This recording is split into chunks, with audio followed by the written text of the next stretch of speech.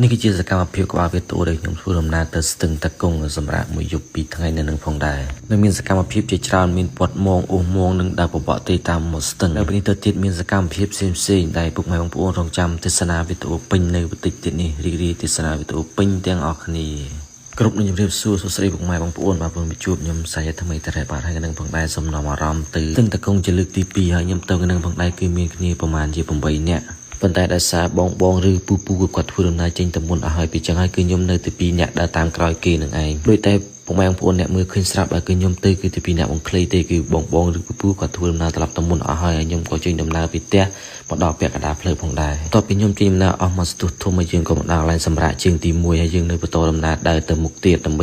ดาวลายสำราญในเชียงตีปีต่อเป็นยมสำราญยมทุ่มนะเอามาสตุทมเตียดให้ยืนกับดาวลายสำราญเขาตักนองโอเวจอมแต่มาลองให้ไกลนั่นก็โอนั่นก็มีตึกสำหรับยำเลี้ยงมุกเลี้ยงไอจังเตอเป็นยมเลี้ยงมุกเลี้ยงไอให้ยมก็ประตูดำนาจริงมาปีไกลนั่นอะไรกับพระตีปีนั่นคือประตูดำนาเติมมุกเตียด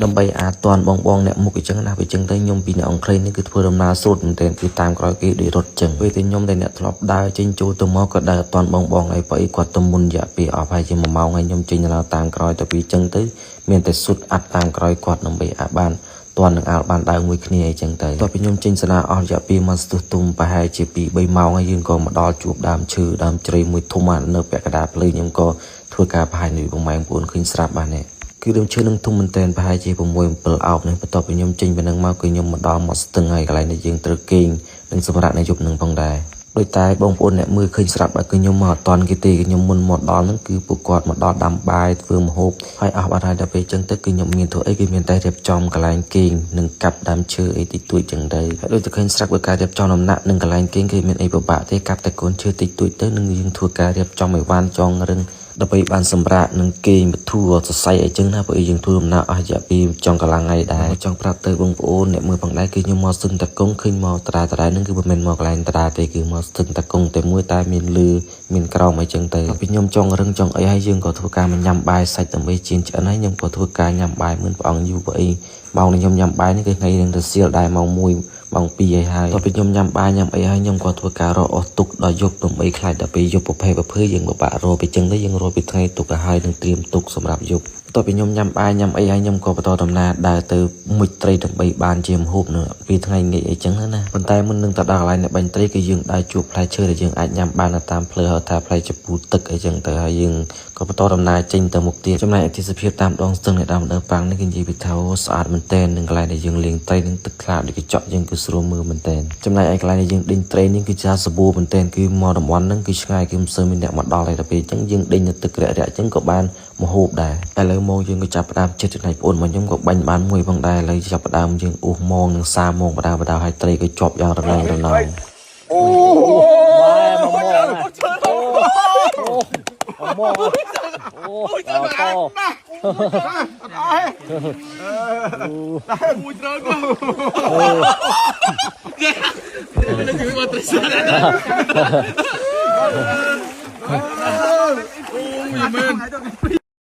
ยังดิ้งมองให้ซามองยังก็จับดามลังเล็กกูให้ดูใจผมหมายพูดบางคืนสลับบานหนึ่งก็จะรำเลือกตีมวยระบอบปูหรือกระบองในกอดท่า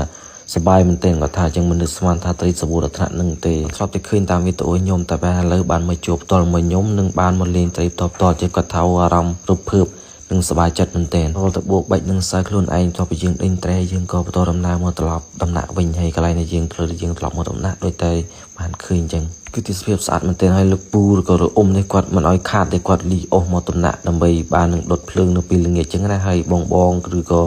กรมยืนในตึงไงนึงก็จับดามดอตรีดำใบยอดทวีเจียมโฮบหนึ่งห้านาปีละเงียมาแล้วปวดมันยงก็จับดามจูตรีในดำใบยอดทวีเจียมโฮบหนึ่งยอดดักจ่ายคลาบางได้ก็จูตรีหรือก็ดอกมองสกก็มีนบองปวดก็กดเนี่ยคางตะปรีจังนะกดปรับท่านอีกพลายเชิญนี่อาจยำบานไปจังนึกกดโยมเอาให้กดปรับท่าพลายนึงก็จีพลายจะปูตึกไปจังไงคือปวดยมมาปวดชีวิตท่าช่างมันเต้นจูแอมให้นึงก็จีอารมณ์ลึกตีมวยแต่บานโฮบก็ยมได้สกอตตีให้กำลังบานผูกกดปรับนั่นก็ไม่คือสกอร์ซอบบาหายืมประตอบมอยังยมมากหลงเบิ้งเตียนยันยีบิดท่า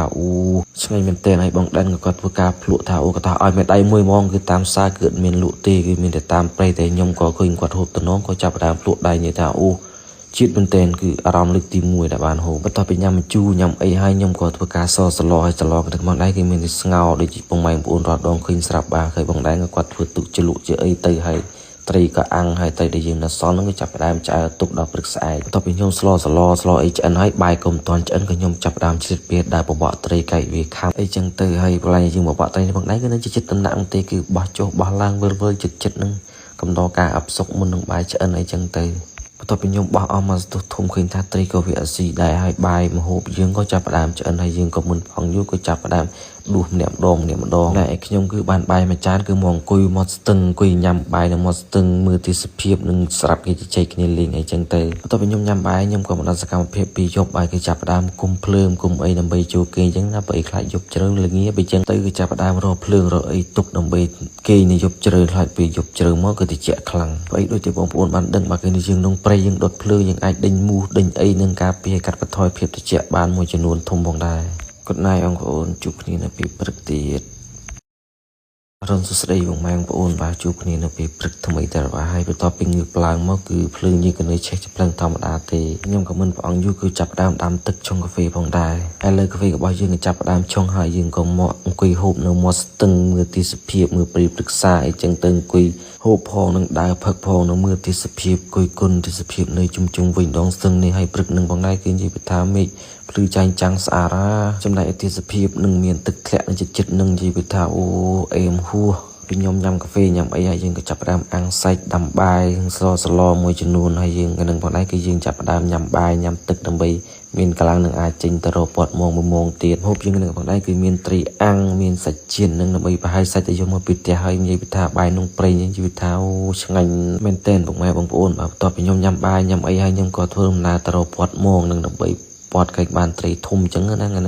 ងដូចតែបានឃើញទេសភាពទៅកន្លែងនេះជាងពាត់ម៉ងនេះថាស្អាតមែនតែនហើយទឹកក៏ថ្លាដូចកញ្ចក់ដែរនៅដើមរដូវប្រាំងនេះហើយកន្លែងនេះយើងពាត់ម៉ងនេះផងដែរគឺនៅជិតតំណាក់ទេចេញពីតំណាក់ប្រហែលជា100-200 ម៉ែត្រគឺមកដល់កន្លែងពាត់ម៉ងតែម្ដងបាទឥឡូវគឺយើងចាប់ផ្ដើមរីម៉ងរីអីនឹងលឹបទឹកជួយគ្នាដោះម្ដាយមួយជើងចឹងដើម្បីអាចឆាប់ហើយអាលបានត្រឡប់ទៅតំណាក់វិញបន្ទាប់ពីយើងរីម៉ងរីអីហើយយើងចាប់ផ្ដើមអូសហើយម៉ងចាប់ផ្ដើមចិត្តផងដែរហើយខ្ញុំក៏ធ្វើការកំពុងតែលុកបាញ់ក្រែនឹងបានត្រីលេងហៅដែរគេហ្មងហុកខ្ញុំទៅអត់ទៅយេអូខេ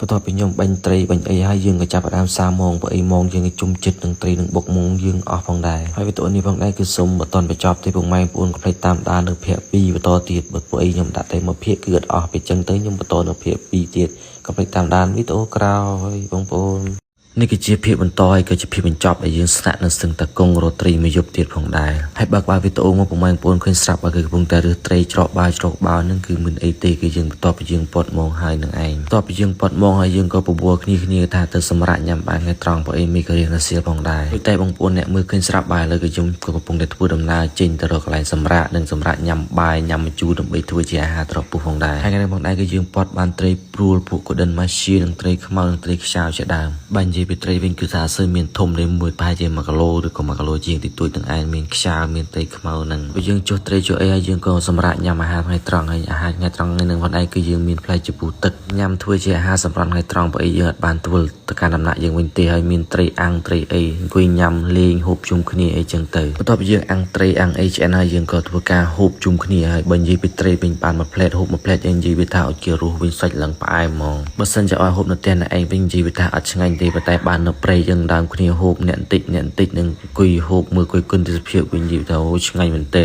ចំណែកអ៊ំវិញណាញ៉ាំអីញ៉ាំទៅគឺគាត់អស់កម្លាំងពេកគាត់សម្រាប់ប៉ុន្តែសម្រាប់បានប្រហែលនេះគឺបាក់អង្គងរឹងតែម្ដងបន្ទាប់ពីយើងញ៉ាំអាហារថ្ងៃត្រង់ជុំគ្នាហើយចំណែកឯពួកគាត់វិញត្រឡប់ទៅកាន់ដំណាក់ចំណែកខ្ញុំគឺដើមតាមស្ទឹងដើម្បីមកកាយពងត្រង់នឹងដើរបបកត្រីលេងបន្ទាប់ពីយើងដើមមកស្ទុះមកយើងក៏ជួបពងត្រង់មកសបុកគឺកាយបានវាយជា5-6គ្រាប់ដើម្បីយកទៅស្ងោរហូបនៅដំណាក់អីចឹងទៅបន្ទាប់ពីកាយពងត្រង់កាយអេខ្ញុំក៏បន្តដំណើរដើរទៅមុខទៀតដើម្បីដើររកកន្លែងបបកអីបបកអសើស៊ីដើរមកកន្លែងទៅមកកន្លែងហើយដើររកមើលទេសភាពគយគុណមើលតាមភ្លឺតាមដងស្ទឹងហើយខ្ញុំដើរមកស្ទុះធំមកក៏ឃើញប្រឡងបបកហើយក៏ឈប់បបកលេងនឹងអង្គុយមើលទឹកធ្លាក់អីចឹងទៅតាមដងស្ទឹងបន្ទាប់មកទៀតក៏ខ្ញុំធ្វើដំណើរដើរតាមស្ទឹងលៀងក៏ជួបដើមជពូទឹកដែលបងប្អូនដើរព្រៃដែលបានគាត់ជួបខ្ញុំនិងគាត់ឲ្យខ្ញុំភ្លក់កាលវីដេអូមុនតែមានលក់ណាតាមផ្សារគាត់មានដែរហើយមិនដើរហ្នឹងដោះតែមិនដើរនេះកន្លះស្ទឹង thì mưa ăn nhâm nữa kiểm tra nó tướng mình nó té là mai mưa từ kia មកទៀតក៏ខ្ញុំកាត់សកម្មភាពមកដល់ពេលល្ងាចតែម្ដងគឺបងដែនក៏គាត់មកដល់ដំណាក់មុនក៏គាត់ធ្វើការស្លោបន្ទាប់យើងស្លោឆ្អិនហើយយើងក៏ធ្វើការញ៉ាំបាយជុំរួមគ្នាតែម្ដងហើយស្លោយើងក៏នឹងមកដែរហៅថាស៊ុបក្បាលត្រីខ្មៅទាំងក្បាលទាំងខ្លួននឹងនិយាយពីថាបានប្រភេទញ៉ាំប្រភេទឆ្ងាញ់មែនទែនលោកម៉ែបងប្អូនឃើញស្រាប់មើលគឺចាននឹងត្រីអត់នួតគ្នាគឺធំមែនទែនបន្ទាប់មកទៀតខ្ញុំក៏មកអង្គុយញ៉ាំបាយជុំគ្នាជាមួយពូ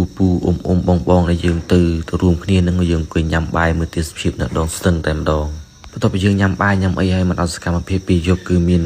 ប្រូ2នាក់គឺគាត់មកគេងជាមួយផងដែរគឺយប់ទី2ហ្នឹងគឺប្រូដំនិងប្រូគឿនដែលគាត់មកដល់លេងជាមួយយើងប៉ុន្តែគាត់គេងនៅដំណាក់ក្រោមតែយប់ហ្នឹងគឺគាត់ត្រឡប់មកគេងជាមួយយើងវិញឥឡូវយប់ក៏ជ្រើមដងតិចយើងក៏ធ្វើការកន្លះត្រីដែលយើងពាត់បងបានថ្ងៃមិញយើងឆ្អើទុកដើម្បីយកត្រឡប់មកផ្ទះវិញហើយខ្ញុំគឺមិនបានរកអស់ទុកទេអស់សល់ពីយប់មុនគឺយើងធ្វើការកាប់ដើម្បីកាត់ភ្លើងដើម្បីគេងយ៉ាងណាកុំឲ្យមូសខាំឬក៏ខ្សុចនិងកាត់បន្ថយការល្ងាផងដែរ